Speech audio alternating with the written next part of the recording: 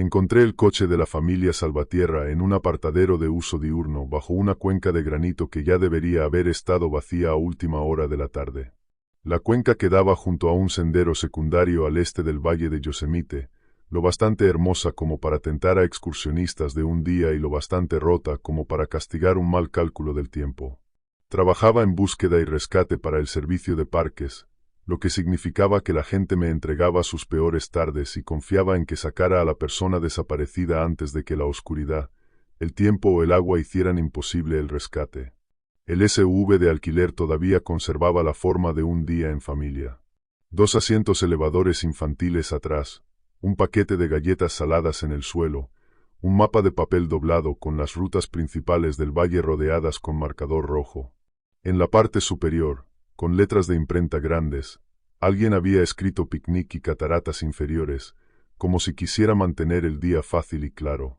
Un suéter de mujer colgaba sobre el asiento del pasajero. Un zorro de peluche al que le faltaba un ojo yacía bajo el asiento trasero, donde un niño lo había pateado.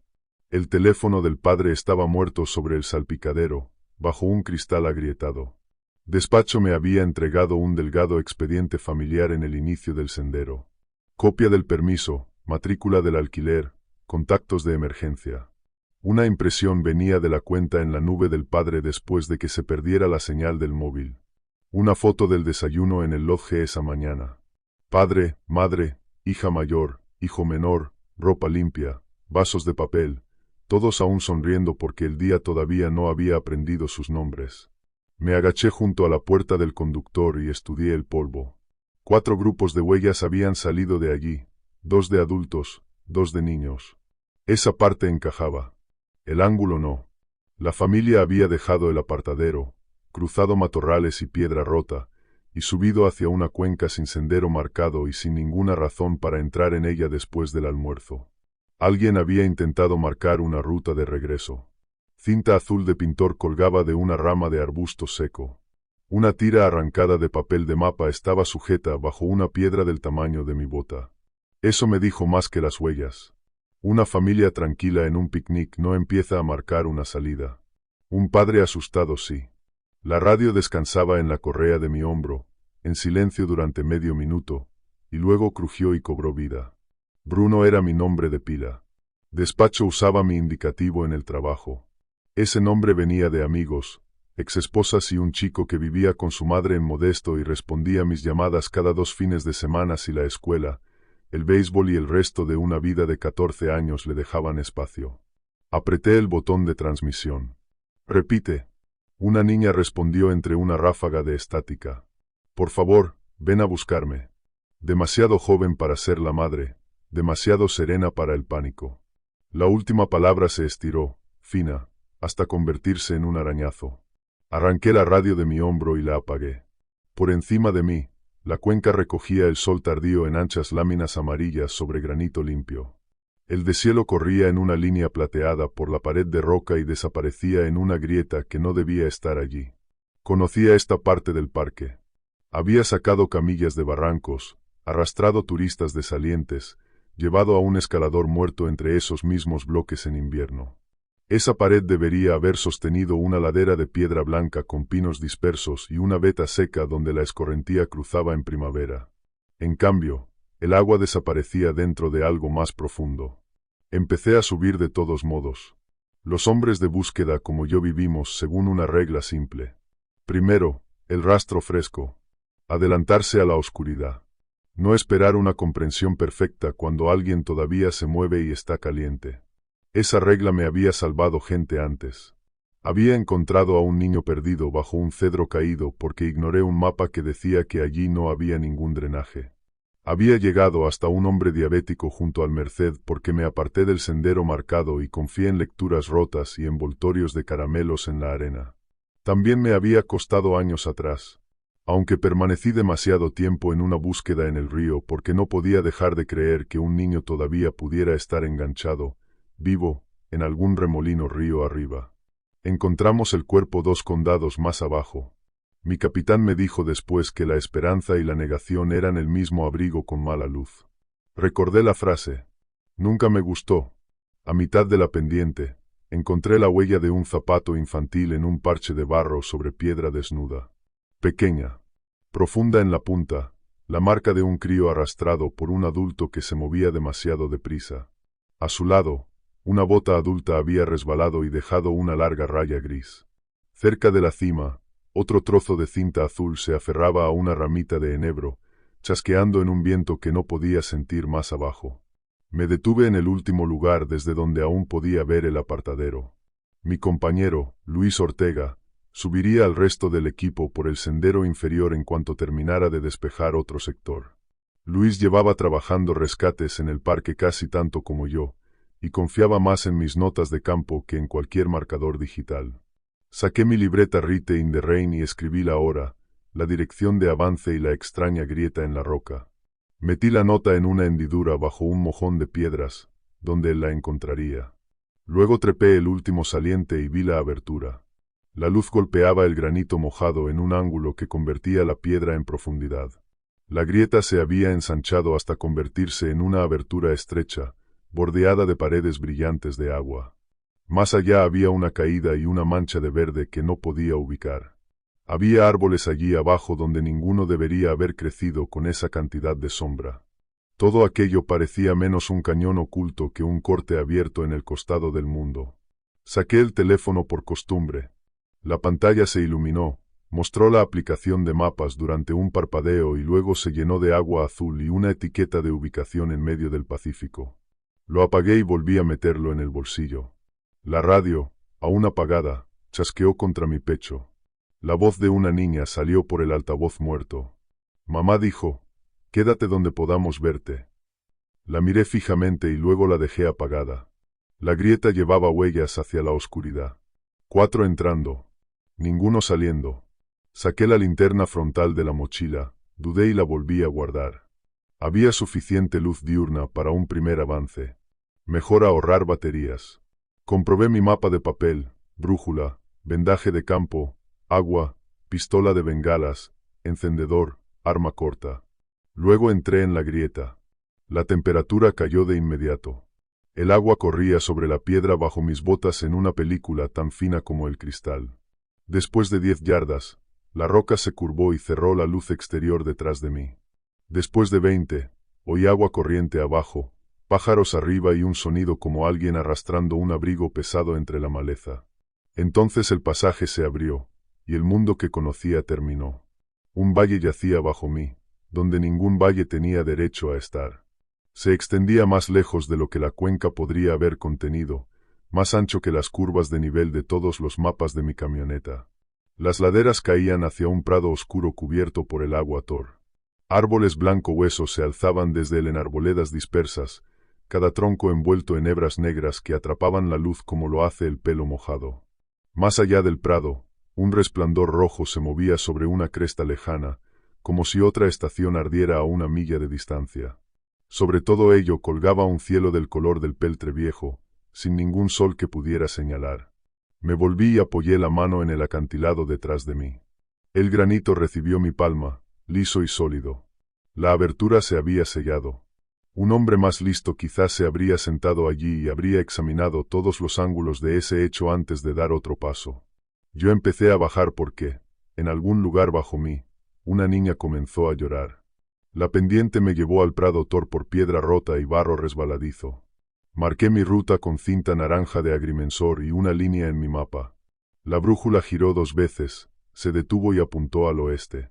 Di una vuelta completa. Seguía apuntando al oeste, incluso cuando el oeste quedaba detrás de mí y a mi izquierda y en algún lugar abajo, en el agua negra a mis pies. Eso reducía mis opciones. Solo métodos antiguos. Terreno, corriente, luz y memoria. Los árboles blancos cerca del prado no tenían corteza. De cerca, vi que sus troncos estaban formados por algo más cercano al hueso que a la madera. Largas extensiones pálidas entretejidas con hebras negras enterradas en las junturas. A la altura del hombro, un tronco tenía una estaca oxidada de tienda medio crecida dentro de su costado. Otro tenía una pulsera infantil de plástico incrustada muy hondo bajo la superficie, como un fósil.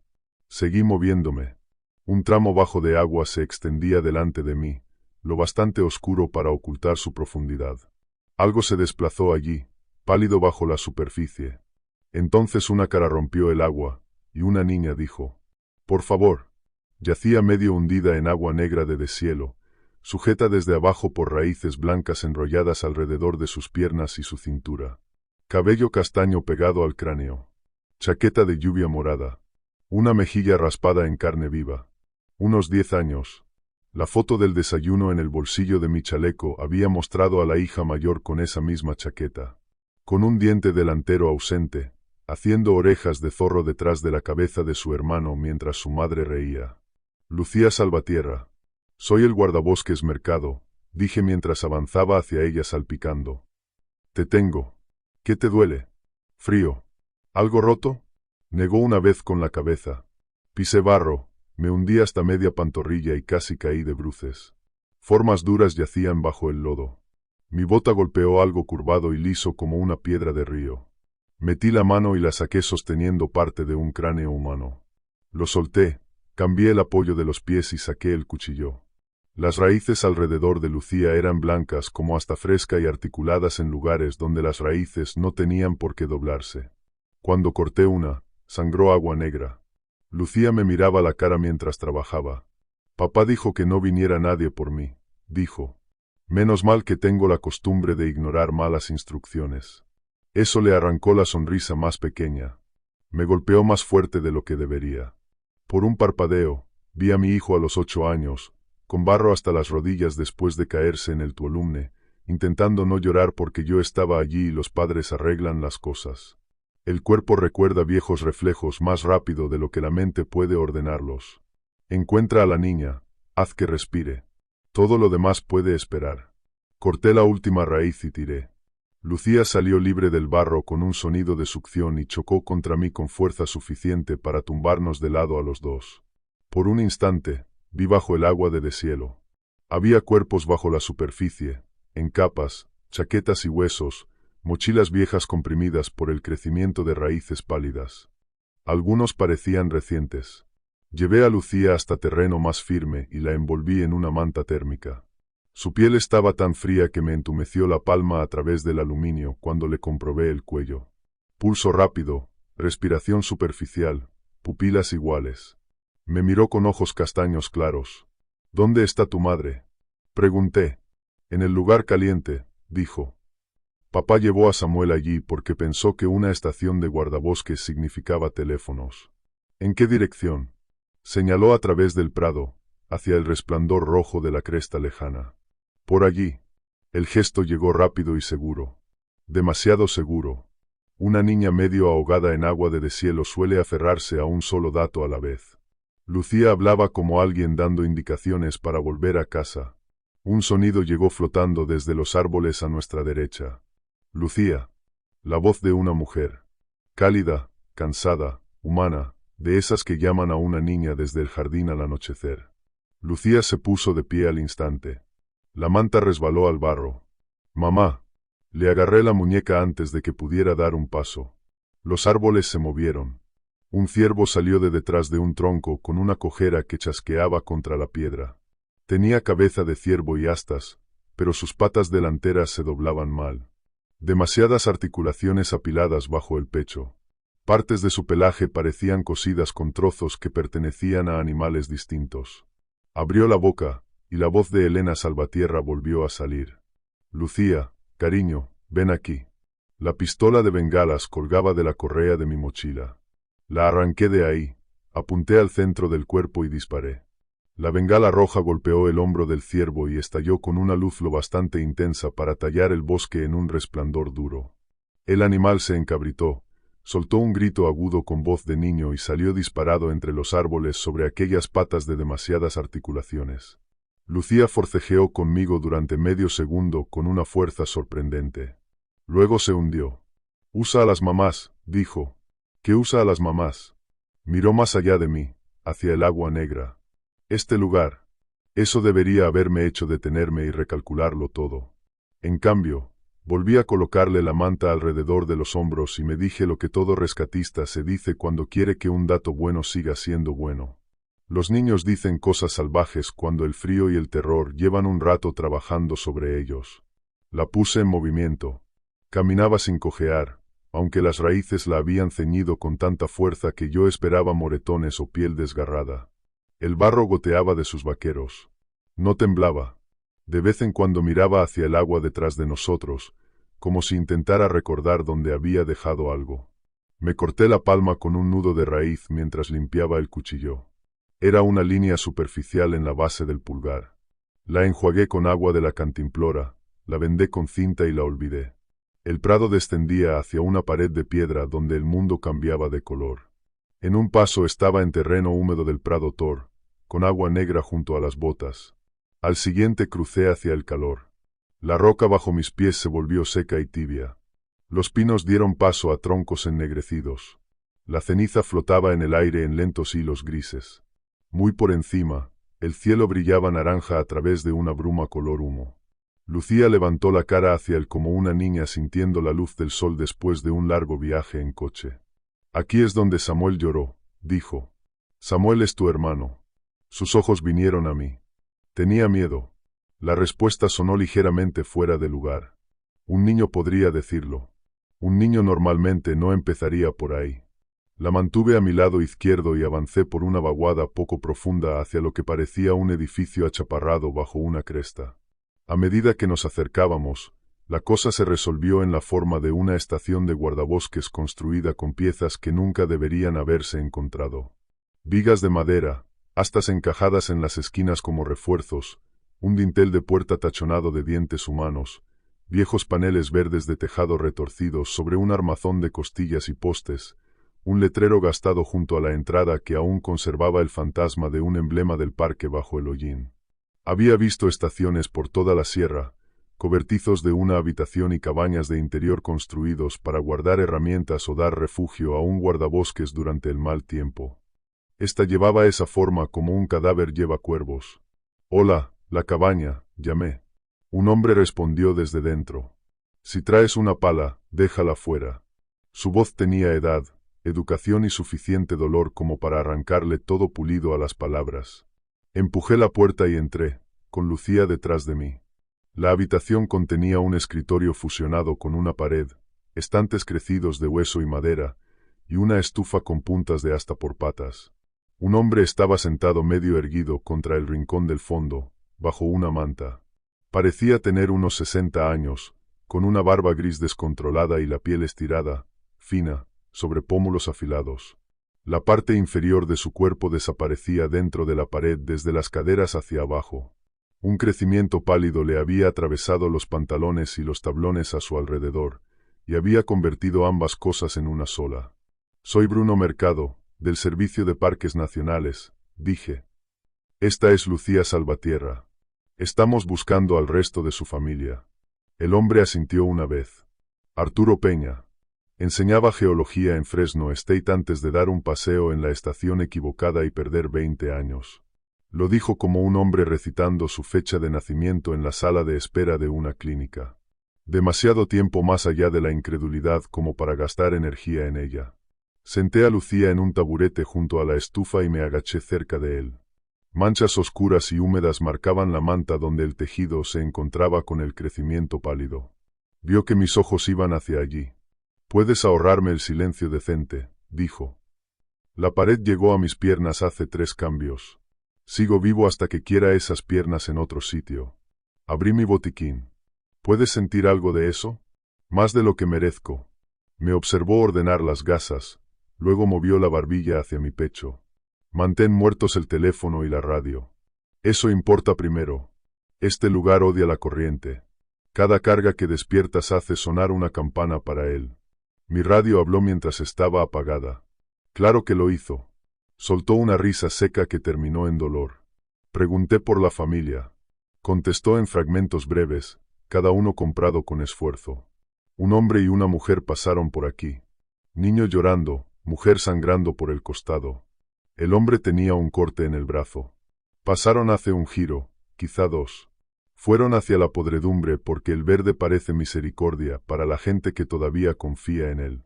Se movió, tragó saliva, respiró de forma superficial hasta que pasó el espasmo. Escucha ahora y no me hagas repetirlo. Los heridos quedan marcados más rápido. Cortes, fracturas, mala pérdida de sangre. Este valle clava ganchos en cualquier sitio donde el cuerpo ya se haya abierto. Si una persona muere aquí y después camina, no negocies con lo que vuelve. Sus ojos se movieron hacia Lucía. No lo ocultó. La niña cruzó. Lucía balanceó los pies. Eso ya lo dijiste antes. Arturo se quedó inmóvil. ¿Cuándo? Pregunté. Ayer, cuando vino la lluvia. Arturo negó una vez con la cabeza. Ella no estaba aquí ayer. Encontré su pulso fino, rápido, real. Sus pupilas reaccionaban con normalidad. Hombre vivo, largo atrapamiento, muchas razones para mezclar horas. Una explicación útil se presentó sola, y la acepté porque quería aceptarla. Arturo también vio eso. Tienes hábitos de rescate, dijo. Yo los tenía en mi propio campo. Los dos creemos que una cosa dura se vuelve blanda si seguimos trabajándola. Señaló con la cabeza los papeles sobre la mesa junto a él. Bocetos topográficos, líneas de agua, ángulos, un mapa redibujado tantas veces que los pliegues se habían vuelto pelusa. La salida importa en segundo lugar. Hay una grieta en la pared exterior. Se abre cuando la luz del agua golpea bien la cara oeste. Minutos, como mucho. Más tiempo si el valle quiere la puerta abierta. Lleva algo herido hasta la grieta y mira lo ansiosa que se pone la piedra. Esa frase quedó en la habitación como una serpiente junto a mi bota. Miré a Lucía y luego aparté la vista. Arturo siguió, más lento ahora. Las estaciones yacen unas junto a otras aquí. Fuego, podredumbre, helada. Los límites se mueven. El orden se mantiene, más o menos, si vives lo suficiente para mapearlo. El valle construye con lo que entra. Madera, alambre, tela, hueso, piel, memoria. Nada se desperdicia. Me atrapó la manga con una mano que casi no tenía fuerza y toda la fuerza de la habitación. Aún puedes salvar a los intactos. Al niño, quizá al padre si la suerte siguió con él. Pero si la niña murió en el agua negra y caminó después, el valle tiene una mano dentro de ella. Está respirando, dije. Habla. Sabe su nombre. Un cuervo sabe usar una cremallera. Eso no lo convierte en tu hija. Lucía se inclinó hacia mí y susurró. Se pone malo antes del cambio. Arturo cerró los ojos durante un latido. Eso también es verdad. Debí haber escuchado entonces. Cada regla que me dio encajaba con un hecho que yo ya había visto. Pero Lucía estaba sentada a 1 metro de distancia, envuelta en papel de aluminio, los hombros pequeños encogidos, la mejilla raspada, las zapatillas húmedas plantadas en el suelo como cualquier niña perdida en shock. Había trabajado en suficientes escenas con niños para saber cómo los adultos les fallan al decidir demasiado pronto que ya se han ido. Esa creencia estaba en mí, profunda y caliente. El valle solo tuvo que apoyarse en ella. Necesito a la familia, dije. Arturo me lanzó la mirada que los policías viejos y los capitanes de bomberos dan cuando ven a un hombre elegir la esperanza equivocada porque duele menos que la correcta. Golpeó la página superior con una uña amarilla. Una garganta de piedra dibujada, una cornisa, una grieta, notas sobre el resplandor del agua y la línea de espejo. Toma el mapa y, cuando llegue el próximo cambio, dispárame por la boca. Rápido y recto. Una vez que la pared me tome el pecho, seguiré consciente más tiempo del que te gustaría. Yo había matado ciervos con la espalda destrozada. Había disparado una vez a un escalador después de que un desprendimiento de rocas lo abriera hasta la pelvis y lo dejara en un lugar al que ningún helicóptero podía llegar antes de la oscuridad y la nieve. La misericordia no me era ajena. Aún así, dije, voy a traer ayuda. Arturo sonrió con media boca. ¿Vas a traer un mapa? Tendrá que bastar. Lucía bajó del taburete. Samuel está esperando. Tomé las páginas de Arturo, prometí lo que no tenía medios de cumplir y la conduje de vuelta al calor. Más allá de una repisa de piedra agrietada y manzanita muerta, el fuego dio paso a una penumbra verde y húmeda. El corredor de podredumbre se abrió bajo árboles cargados de hongos de repisa del tamaño de platos de cena. La lluvia golpeaba las hojas sobre nosotros. El agua me corría por la nuca, dentro del cuello. El suelo cedía como mantillo sobre cosas peores. El valle seguía mostrando su contabilidad, pero ahora yo avanzaba más rápido y dejaba entrar menos de aquello. Un refugio hecho con bastones de senderismo y abrigos viejos. Un tenedor crecido dentro de una rama. Una tienda colapsada medio tomada por hongos y raíces. Lo suficiente para saber que el lugar llevaba mucho tiempo haciendo ese trabajo. Cuanto más avanzábamos, más parecía saber Lucía cuándo agacharse, cuándo girar, cuándo evitar las zonas más oscuras bajo los árboles. Cada vez que lo hacía, me daba la misma mirada que da un niño cuando se siente satisfecho de ser útil. Me dije que eso era todo. Encontré a los padres al oír primero al padre. ¡Alto ahí! La voz vino desde delante y a la derecha, detrás de una pantalla de hojas anchas. Me quedé quieto y levanté una mano. Un hombre salió sosteniendo una rama afilada en punta. De unos 30 y tantos, hombros anchos, barba crecida, una manga oscura de sangre vieja. La foto del desayuno lo había mostrado afeitado y sonriendo sobre un vaso de papel. El miedo había trabajado sobre él desde entonces. ¿Marcos Salvatierra? Pregunté. Sus ojos fueron a Lucía. Todo en su rostro se rompió y se endureció en el mismo segundo. Detrás de él, bajo un refugio tosco hecho de ramas dobladas y ponchos en capas, una mujer luchó por incorporarse sobre un codo. Elena Salvatierra, con el cabello rubio pegado a la frente, la cara gris por la pérdida de sangre, el costado derecho vendado con tiras arrancadas de una camisa estampada con pequeñas naranjas amarillas, de esas prendas alegres que alguien compra para un viaje familiar porque salen bien en las fotos. Un niño pequeño estaba acuclillado junto a ella, aferrado al zorro sin ojos del SUV. Samuel. Elena vio a Lucía e hizo un sonido que cayó entre un sollozo y una risa. Marcos dio un paso atrás en vez de hacia adelante. ¿La encontraste? Dijo Elena. ¿Dónde? Preguntó Marcos. En el Prado Tor. Me miró, luego volvió a mirar a Lucía. Su mano se cerró sobre la rama afilada hasta que los nudillos se le pusieron blancos. Cayó en el agua negra ayer por la mañana. Lucía dijo. Papá me dijo que sujetara la rama. Marcos se estremeció como si ella lo hubiera golpeado. Me moví despacio, manteniendo las manos visibles, y les resumí la situación. Guardabosques, búsqueda y rescate. El equipo exterior ya debería estar cerca de Minota. Tenía un mapa parcial de un superviviente atrapado y una ruta probable hacia una salida si la luz aguantaba. Me guardé por el momento la advertencia de Arturo sobre Lucía porque necesitaba que toda la familia se moviera antes de dividirlos más. Marcos lo hizo por mí. Volvió mal, dijo. Elena se volvió contra él al instante. Marcos, ¿lo viste? Vi a mi hija salir de entre los árboles. Salió después de que el estanque se la llevara. Lucía estaba de pie con la manta de aluminio alrededor de los hombros, mirando a sus padres discutir sobre ella como si fuera un temporal que se acercaba. Samuel miraba a su hermana con la esperanza desesperada de un niño. Quería la forma más que la verdad. Dije, cuénteme exactamente qué pasó. Marcos mantuvo los ojos en Lucía mientras hablaba. La familia se había salido del sendero buscando una vista. Él asumía el error.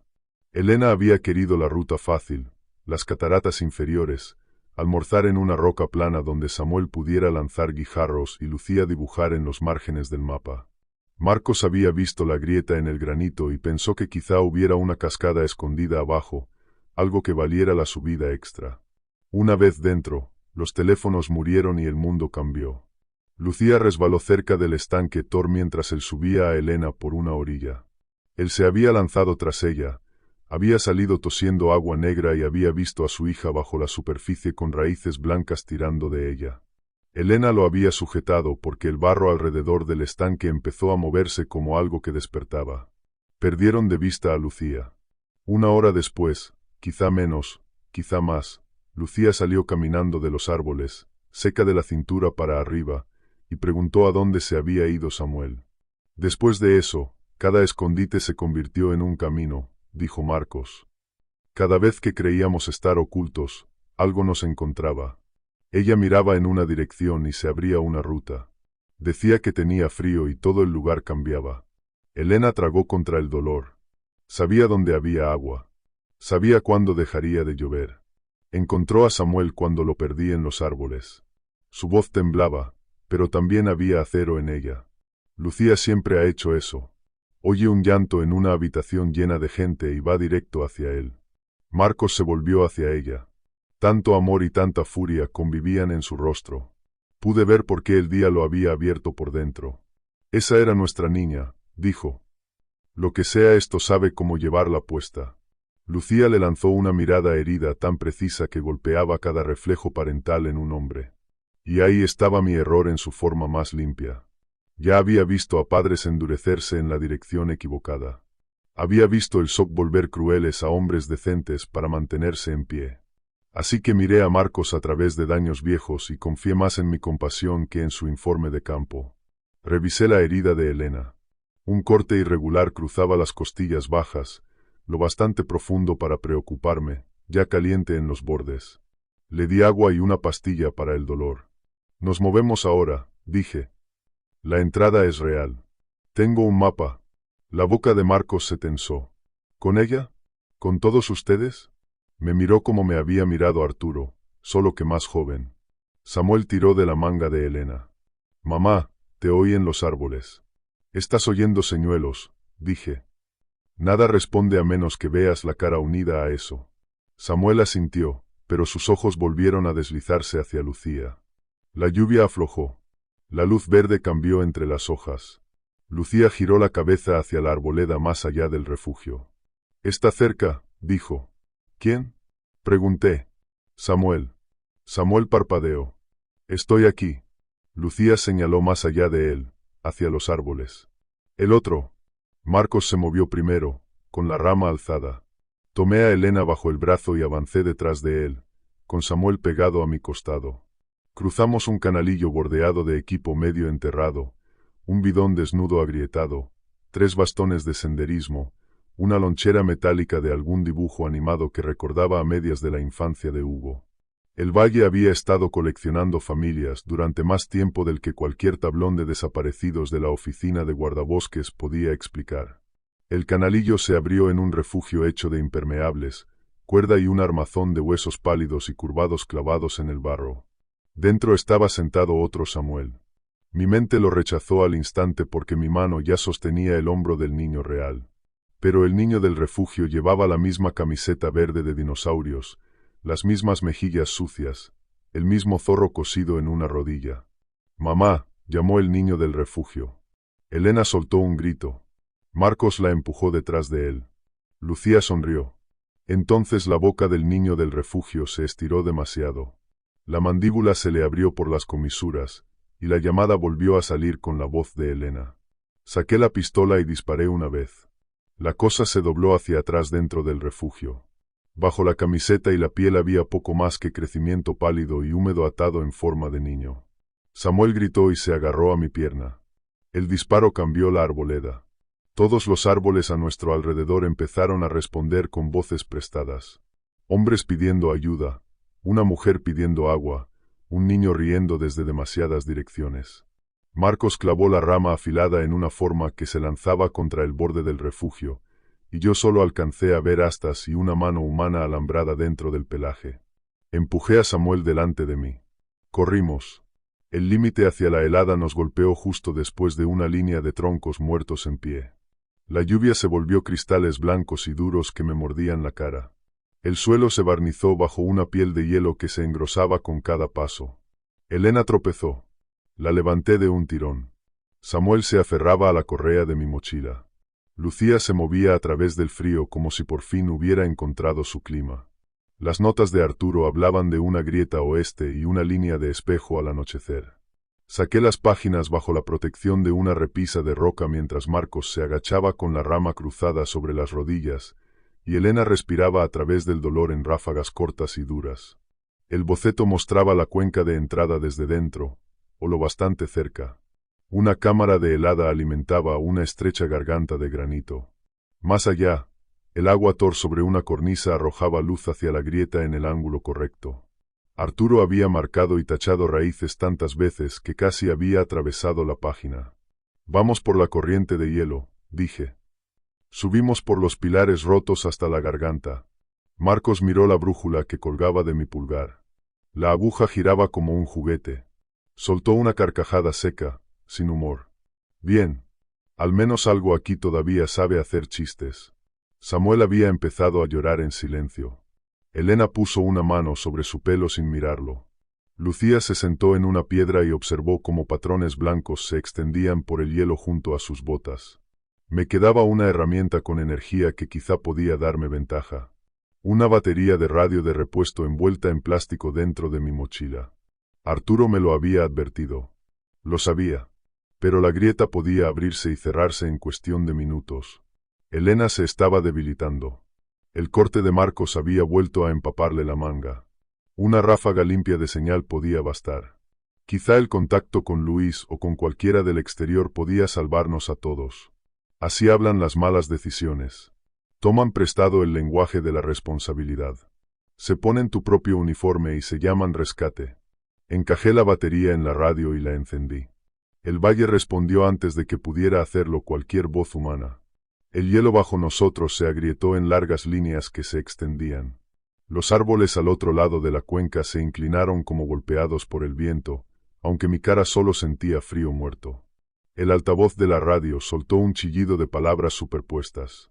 Algunas pertenecían a Arturo, algunas a Lucía, una pertenecía a Hugo a los 8 años, preguntando si podía ir a Corea un día después de que yo ya le hubiera dicho que no podía librarme del turno. Apagué la radio y la arrojé. Resbaló sobre el hielo, golpeó un tronco blanco y desapareció cuando el tronco se abrió por una juntura y se la tragó. Formas se movían bajo el hielo, cuerpos largos y pálidos tejiéndose unos con otros bajo la piel azul de la cuenca. «Corran», dijo Marcos. Corrimos, y Elena aguantó 6 zancadas antes de que su costado herido fallara. Cayó sobre una rodilla y resbaló. Me lancé hacia ella. Marcos agarró a Samuel. Lucía se quedó quieta. Una sección de hielo se partió bajo la pierna izquierda de Marcos. Se hundió hasta el muslo en agua negra, enredada con crecimiento blanco. Golpeó el borde con ambas manos y maldijo entre dientes apretados. Llegué hasta él y vi enseguida que estaba atrapado. Raíces pálidas se habían enrollado alrededor de su bota y la parte baja de la pierna bajo el hielo, clavándolo en una maraña de huesos viejos y ramas. Su rostro se había vuelto blanco como la tiza. «Tira», dijo. Me afiancé y tiré. Nada cedió. Las raíces solo se apretaron más. A través del hielo claro, pude verlas trepar alrededor de su pantorrilla. Elena se arrastró hasta él. El vendaje de su costado se había soltado. Hilos blancos, finos como gusanos, asomaban a través de la sangre en la herida y se retorcían en el frío. Esa fue la prueba final. Arturo había tenido razón desde la primera frase. «Bruno», dijo Marcos, «llévate a Samuel. Puedo liberarte cortando. Puedes cortarme la pierna. No tienes tiempo». Sus ojos se desviaron hacia Lucía. Ella se había acercado a la cuenca y ahora estaba de pie con una palma apoyada en un tronco blanco hueso. Grietas corrían desde sus botas en líneas limpias y ramificadas. «Déjala», dijo Marcos. Elena lo abofeteó débilmente. «Para. Ya se ha ido. Está ahí de pie. Ella es la razón por la que todos los caminos van más profundo». Lucía se volvió hacia él. Su rostro contenía dolor, ira y algo más viejo que cualquiera de las dos cosas. Samuel sollozó. «Papá, por favor». Marcos alargó la mano hacia su hijo y solo atrapó la chaqueta cuando yo tiré del niño hacia atrás. «Escúchame», le dijo a Samuel. «Quédate con el guardabosques. Haz lo que él te diga. No sigas ninguna voz que oigas a menos que veas su cara». «Papá». Marcos me miró. «¿Sigues intentando salvarnos a todos?» Abrí la boca y descubrí que las palabras se habían acabado. Elena tomó la decisión por mí. Levantó una mano del hielo. Las raicillas de su costado se habían extendido bajo la camisa, tirando de la tela hacia adentro con pequeños espasmos. Sus ojos estaban claros. Su boca tembló una vez. Miró a Samuel, luego a mí. «Hazlo antes de que vea más», dijo. Tenía la pistola en la mano antes de saber que la había desenfundado. El disparo en la arboleda había sido para una cosa imitadora. Este era para una mujer que intentaba ahorrarle a su hijo una imagen más. Me moví alrededor de Samuel para que viera menos. Presioné la boca del cañón contra la sien de Elena y disparé. El sonido quebró la cuenca y regresó desde los árboles en media docena de voces robadas. Elena se dobló de lado hacia los brazos de Marcos. Durante un segundo, él cerró los ojos contra su pelo. Luego los abrió, y no había ninguna ira en ellos hacia mí, lo que lo hizo peor. Vete, dijo. Algo golpeó desde abajo. Una cresta azul se hizo añicos hacia nosotros. Marcos se sacudió cuando las raíces tiraron de su pierna atrapada más hondo. Empujó el cuerpo de Elena lejos de la abertura y clavó ambas palmas contra el borde para mantenerse alto un último segundo. Agarré a Samuel bajo los brazos. Lucía observaba con esa calma terrible. Marcos miró a su hija, luego apartó la vista de ella. Fue el movimiento más pequeño del mundo. Se sintió como una montaña rindiéndose. «Salva al niño», dijo. Entonces el hielo cedió bajo su pecho y la cuenca se lo llevó. Corrí. Samuel tropezaba a mi lado, la respiración desgarrándose en ráfagas cortas. Lucía iba delante ahora, mirando atrás cada docena de pasos como si comprobara si seguíamos el ritmo. Debí haberla dejado entonces. Marcos había pagado lo suficiente para comprarme esa lección, pero una niña todavía llevaba su cara, y mi propia mente tenía años de entrenamiento cableados en ella. Carga con los heridos, reúne a los perdidos. Nadie se queda atrás si hay una salida. La garganta de granito que Arturo había dibujado se alzaba desde la cuenca helada en una línea de pilares rotos y piedra resbaladiza.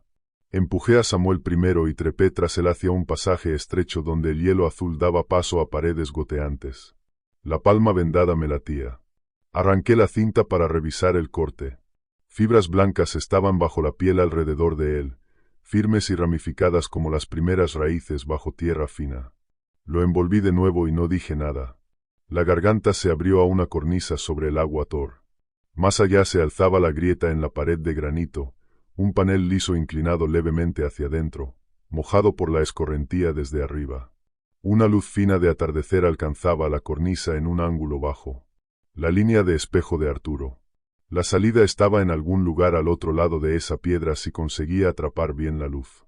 Puse a Samuel detrás de una roca y saqué mi espejo de señales. Cuadrado de acero, agujero de mira. Equipo estándar de travesía allí arriba. Quizá podía lanzar el resplandor del agua hacia la grieta y despertar la abertura. Lucía estaba de pie a 3 metros de distancia, en el borde de la cornisa.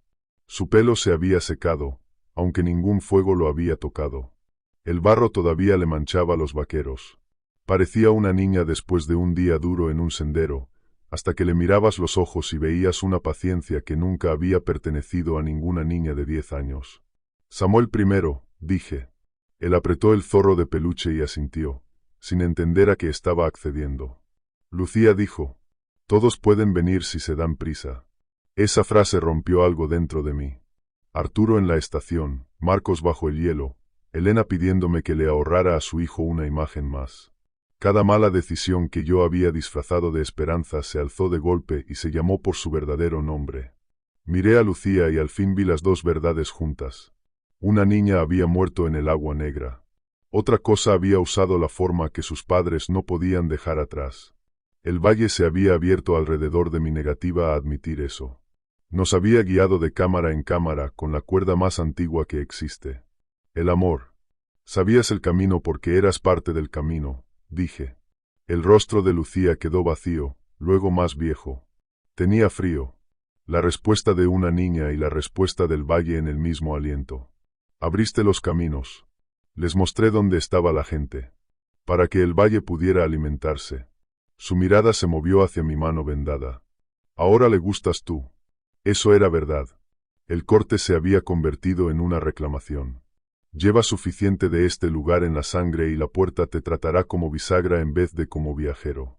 Si obligaba a Lucía a cruzar, si arrastraba mi propio cuerpo infectado tras ella, no estaría extrayendo víctimas. Estaría abriendo un camino. Incliné el espejo, atrapé una franja de luz tardía en el agua Thor y la lancé contra la grieta. El granito se iluminó. Apareció una línea oscura, fina como una marca de lápiz. El agua sobre la piedra subió contra la gravedad en cuentas plateadas. Lucía sonrió. ¡Ay! Raíces blancas empujaron desde la línea de la abertura al instante, tanteando hacia el mundo exterior antes de que la brecha se hubiera ensanchado un pie. El valle ya estaba alcanzando. Samuel estaba detrás de mí. Bruno. Mantuve el espejo firme con una mano y saqué la pistola con la otra. Lucía la vio y, por primera vez desde el prado, pareció verdaderamente joven. No, dijo. La palabra cortó limpio, porque durante una astilla de segundo oí en ella a la niña real. Quizá Arturo se había equivocado en una cosa pequeña. Quizá el valle nunca se llevaba a nadie entero. Quizá alguna sobra permanecía consciente dentro de aquello que usaba su forma. Esa posibilidad empeoró la elección. No la cambió. Tú deberías haber sido la primera misericordia, dije. Se le llenaron los ojos de lágrimas. Quiero a mi mamá. Samuel también. También cada padre y cada hijo y cada marido y cada esposa cuyos huesos sostenían este valle. Le disparé a Lucía en el corazón. Cayó hacia atrás sobre la cornisa de piedra, pequeña y repentina y horriblemente ordinaria. La sangre se extendió bajo su chaqueta, roja en la luz que fallaba. Las raíces que empujaban desde la grieta se sacudieron una vez y se retiraron unos centímetros, como si una línea se hubiera aflojado. El pecho de Lucía se alzó una vez más. Su boca se movió. Frío, susurró. Luego el valle se llevó lo que quedaba de esa voz. Samuel gritó y se lanzó hacia ella. Lo atrapé alrededor del pecho y lo arrastré hacia atrás. Pateó y forcejeó hasta que la abertura se ensanchó lo suficiente para mostrar el mundo real al otro lado. El anochecer sobre granito familiar, copas de pinos, la última luz dorada donde debía estar. Ahí está la salida, le dije. Corre hacia la primera persona que veas. Dile que hay una grieta en la roca y que tiene que quedarse cerrada. Miró la abertura, luego el cuerpo de Lucía, luego a mí. Los niños se adaptan al horror más rápido que los adultos porque todavía creen que la acción puede repararlo. Quería una tarea. Le di una. Le metí el paquete de mapas de Arturo en la chaqueta. El anillo de boda de Marcos había terminado en mi bolsillo en la cuenca cuando lo estabilicé sobre el hielo. Se lo puse a Samuel en la mano. Para tu padre, dije. Cerró el puño alrededor de él. Ven conmigo. Lo intenté. Arrastré a Samuel hacia la grieta con mi mano mala en la espalda de su chaqueta y mi hombro bueno metido en la brecha. El aire frío del atardecer de Yosemite me golpeó la cara, limpio y real. Entonces mi brazo derecho se bloqueó. Un crecimiento blanco estalló desde el corte de mi palma y corrió hacia la grieta como una estaca clavada a través de una bisagra. El dolor me disparó hasta el hombro. Empujé con más fuerza. La piedra sujetaba el borde exterior de la abertura. Las raíces empezaron a alcanzar de nuevo, más lentas ahora. Probando. Quedaba un movimiento. Dejé caer la pistola. Arranqué la pistola de bengalas del cinturón y disparé contra el agua Thor por encima de la cornisa. El vapor estalló hacia arriba. El ángulo de luz se rompió cuando la superficie del agua se hizo añicos y corrió. La grieta se estremeció. «Corre», le dije a Samuel. Puse mi mano izquierda sobre él y lo lancé a través. Cayó sobre el granito del exterior sobre manos y rodillas y rodó. Voces se alzaron al instante desde el mundo real. Hombres corriendo. Luis entre ellos, creo, aunque nunca vi su cara con claridad a través de la brecha que se estrechaba. Bruno, llamó alguien. Usé lo último de mi alcance para apartar de un golpe el espejo y arruinar aún más la línea de luz. La abertura se cerró como una pinza. Las raíces que azotaban hacia afuera quedaron atrapadas en la grieta y fueron cercenadas. Algunas cayeron sobre la roca exterior, se retorcieron en el aire seco del anochecer y se encogieron hasta volverse hilos blancos. Luego el granito se cerró sobre mi brazo hasta el codo, y la oscuridad cayó sobre la grieta. Yo seguía dentro. La cornisa quedó iluminada por el cielo apagado del valle. Lucía yacía donde había caído. Su rostro por fin se había quedado quieto. Me senté con la espalda contra el granito y miré mi mano derecha. Desde el pulgar hasta la muñeca, la piel se había vuelto pálida y dura, más cuerno que carne, con hilos negros corriendo bajo ella hacia la grieta sellada. Cada latido de mi pulso enviaba dolor a través de ella, aunque los latidos mismos se sentían más separados que antes. Fuera, amortiguados por la piedra, llegaron golpes de botas o martillos, y hombres golpeando la pared y gritando mi nombre. Respondí una vez. La piedra se llevó mi voz lejos de ellos y la devolvió desde algún lugar más profundo del valle, más vieja y más tranquila que la mía. Samuel. Cerré la boca. Esa era la deuda final. El valle tenía mi raíz ahora. Mi voz, mi hábito de llamar hacia mí a lo perdido. Había tomado el conocimiento de Arturo, el amor de Marcos, el cuerpo de Elena, la forma de Lucía y suficiente de mi sangre para aprender el sonido que hace un guardabosques cuando quiere que alguien confíe en él. Aún podía elegir qué hacer con el tiempo que quedaba. Mi cuchillo descansaba en la funda del cinturón. Lo saqué y empecé a tallar en la piedra junto a la grieta sellada. Primero flechas, luego palabras lo bastante profundas para que un guante o el haz de una linterna las encontraran si la puerta volvía a abrirse alguna vez. No entrar. No usar energía. Disparar a los que vuelvan. Salvar a los intactos. La hoja patinaba sobre el granito y mordía donde podía. Mi brazo malo seguía endureciéndose. Cambié de mano, corté más despacio y seguí. El hábito que Arturo había nombrado en mí no había muerto. El rescate aún estaba en el centro de mis huesos. Solo tenía una forma nueva ahora, más estrecha, más cruel y honesta. Para cuando terminé, el cielo sobre la cornisa Thor había cambiado de color. Eso no significaba mucho allí. No podía quedarme en la cornisa. La piedra había empezado a tomarme el hombro. Espolones blancos presionaban a través de la tela de mi manga. Me puse en pie y descubrí que todavía podía caminar, así que caminé más profundo. En la estación de fuego, Arturo se había convertido en parte de la pared hasta las clavículas. Su rostro todavía vivía. Sus ojos encontraron los míos cuando entré. «¿Te quedaste?», dijo. El niño salió. Lo asimiló. Una especie de paz cruzó su rostro, aunque paz es una palabra demasiado blanda para lo que los hombres como nosotros reciben al final. «Aprendiste tarde. Eso sigue siendo aprender». Su boca se contrajo. «Hazme ese favor ahora». Lo había dejado vivo una vez porque todavía creía que el tiempo se doblaría. Les había costado a otros. No repetí el error. Le metí la pistola en la boca y disparé. La estación tembló. Polvo cayó de las vigas. Fuera, voces empezaron a levantarse en el corredor de fuego. Hombres y mujeres y niños, todos usando palabras que alguien, en algún sitio, alguna vez había necesitado oír. «Agua aquí. Ayúdame. Papá. Bruno».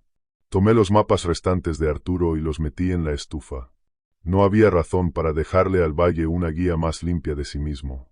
Las llamas lamieron azul por un momento y luego se asentaron. Después de eso, el trabajo cambió. Aprendí donde los árboles de hueso crecían lo bastante delgados para pasar. Aprendí que el silencio atraía menos atención que discutir. Aprendí que el valle favorecía el duelo porque el duelo seguirá una voz más lejos que el miedo. Mi brazo derecho se endureció hasta el hombro, luego a través de la parte alta del pecho. Dejé de sentir hambre de cualquier manera útil. El sueño venía en chasquidos breves contra la piedra.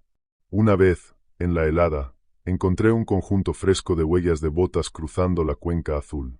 Un hombre había entrado después de mí. Quizá un senderista, quizá un guardabosques, quizá Luis, porque Luis iría más lejos que el buen juicio por mí. Seguí las huellas hasta un grupo de troncos blancos donde tiras de cinta naranja de agrimensor ondeaban desde las ramas. Mi cinta. El valle la había guardado, luego la había colgado donde otro rescatista confiaría en ella. Corté cada tira con la mano izquierda y las quemé en un hueco de hielo negro hasta que las llamas murieron solas. Eso era el rescate ahora. Negarle al valle caminos limpios. Arruinar sus señuelos cuando pudiera. Acabar con los atrapados antes de que el siguiente cambio los usara. Moverme rápido cuando un llanto humano real se separara del resto, y más despacio cuando la esperanza empezara a sentirse cálida y fácil. El valle siguió llevándose pedazos de mí. Mi mano izquierda permaneció carne e hizo el trabajo cuidadoso. La derecha se volvió pálida, articulada y fuerte de formas en que ninguna mano debería serlo. Mi voz también cambió. A veces la probaba y oía, bajo mis propias palabras, una segunda cadencia alzándose desde la piedra. Tranquila, capaz, digna de confianza. La voz de un hombre con uniforme diciéndote que la ayuda había llegado. La primera vez que oí esa segunda capa, me mordí el interior de la mejilla hasta que corrió la sangre, solo para anclarme en lo que era mío. Afuera. Me gusta pensar que Samuel vivió. Me gusta pensar que Luis tomó la advertencia del niño y los mapas de Arturo y el anillo de Marcos, y construyó un muro de señales, cadenas y hombres armados alrededor de esa cuenca. Me gusta pensar que mi hijo Hugo oyó alguna versión oficial recortada sobre su padre perdido en acto de servicio en una zona de desprendimientos o arrastrado fuera del sendero por una tormenta, porque la historia verdadera solo le entregaría una puerta que podría pasar años intentando reabrir. Esos me gusta pensar son todo lo que poseo ahora. Los hechos son menos. La grieta se abre cuando la luz, el agua y el granito se alinean justo así. El valle prefiere a los heridos, los afligidos y los leales, porque cada uno de ellos hace que un hombre cargue lo que debería soltar. Y cualquier cosa que lleve mi forma todavía puede usar la voz de un guardabosques. La última vez que la puerta se abrió, me quedé en la oscuridad justo al otro lado y vi el anochecer derramarse sobre piedra real. Oí voces fuera, buscadores, quizá campistas en algún lugar fuera de ruta. Una mujer llamó hacia la grieta buscando a su marido. Cada parte de lo que quedaba de Bruno Mercado quería responder con la verdad. Vuelve atrás. Deja la grieta. Aléjate de la pared. El valle se alzó en mí con mi propia calma y ofreció una línea mejor, una que yo había usado cientos de veces con desconocidos aterrados en campos de nieve y barrancos. Quédate donde estás. Voy hacia ti. Puse mi mano pálida sobre mi boca y hundí los dientes en la carne dura hasta que se desprendieron fragmentos. La voz aún así se deslizó entre ellos y flotó por la abertura hacia el anochecer del otro lado.